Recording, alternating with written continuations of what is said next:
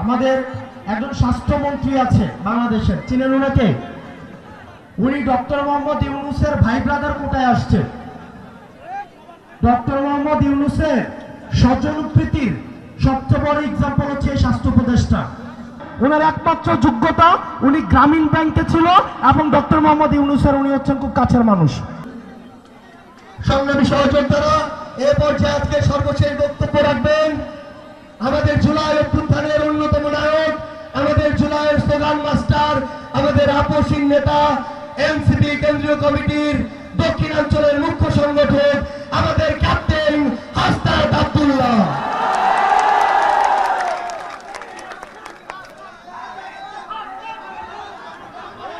কোনো স্লোগান এবং কোনো হাতেতালি হবে না, কোনো স্লোগান হবে না, হাতেতালি হবে না। প্রিয় চাঁদপুরবাসী,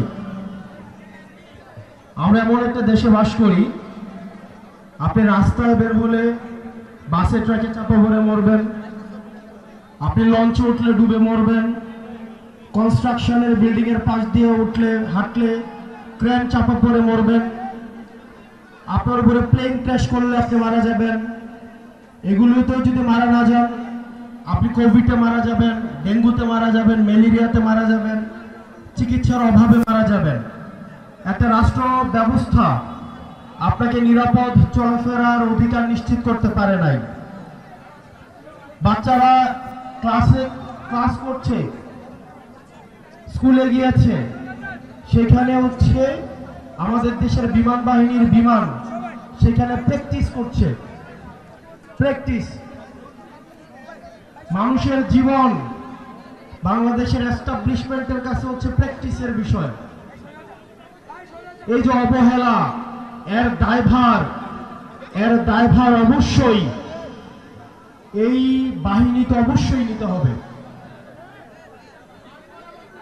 আমরা দেখলাম মাইলস্টোনে বিমান ক্র্যাশ হয়েছে, তারপরে সেখানে শিক্ষকদেরকে এবং শিক্ষার্থীদেরকে সেখানে বেদমভাবে পিটানো হয়েছে। আমরা দেখলাম প্রশাসন যথাযথ, আমাদের একজন স্বাস্থ্যমন্ত্রী আছে বাংলাদেশের, চিনেন ওনাকে? উনি ডক্টর মোহাম্মদ ইউনূসের ভাই ব্রাদার কোটায় আসছে। ডক্টর মোহাম্মদ ইউনূসের স্বজনপ্রীতির সবচেয়ে বড় এক্সাম্পল হচ্ছে স্বাস্থ্য উপদেষ্টা। সবসময় বলে আসছি, এই স্বাস্থ্য উপদেষ্টা এটার কোনো প্রয়োজন নাই। আপনারা দেখছেন ওনার কোন ধরনের অ্যাক্টিভিটি? উনি যে বেতনটা নেয়, এই বেতনটা হারাম হবে। উনি যে গাড়িটা চলে সরকারের টাকায়, এটা হচ্ছে জনগণের সাথে বেইমানি। এই স্বাস্থ্য উপদেষ্টা এটা কোনো কাজের না, উনি কিচ্ছু বুঝে না। উনি স্বাস্থ্য ব্যবস্থা বুঝে না, উনি চিকিৎসা বুঝে না, উনি ইনস্ট্রুমেন্টাল, ওনার কোনো নলেজ নাই। ওনার একমাত্র যোগ্যতা, উনি গ্রামীণ ব্যাংকে ছিল এবং ডক্টর মোহাম্মদ ইউনূসের উনি হচ্ছেন খুব কাছের মানুষ। এটাই ওনার যোগ্যতা। Hire Google TV, endless color, smart living. এই স্বাস্থ্য উপদেষ্টা লইয়া আমরা কি করিব? এবং দুঃখজনক বিষয়, উনি নিজে চিকিৎসা করাইতে সিঙ্গাপুর যায়। উনি চিকিৎসা করাইতে নিজে সিঙ্গাপুর যায়। এখন আমরা বললে তো হচ্ছে বিড়াল বেজার হয়, আমরা বললে রাগ হয়, রাগ। উনাকে নিয়ে একবার কথা বলছিলাম, এরপরে উনি আর আমাদের সাথে কোনো যোগাযোগ করে না। এই স্বাস্থ্য উপদেষ্টার অনীতিবিলম্বে এই জনগণের যে টাকা পয়সা নিয়ে উনি বেতন দিছে, সেগুলো রাষ্ট্র কোষাগারে জমা দিয়ে উনার অনীতিবিলম্বে পদত্যাগ করা উচিত। প্রিয় চাঁদপুরবাসী, আমরা অভ্যুত্থানের পরে রাষ্ট্রটাকে ঢেলে সাজাইতে চাইছিলাম, কিন্তু দুঃখজনক বিষয়, আমাদের স্বাস্থ্য ব্যবস্থাও আগের মতো,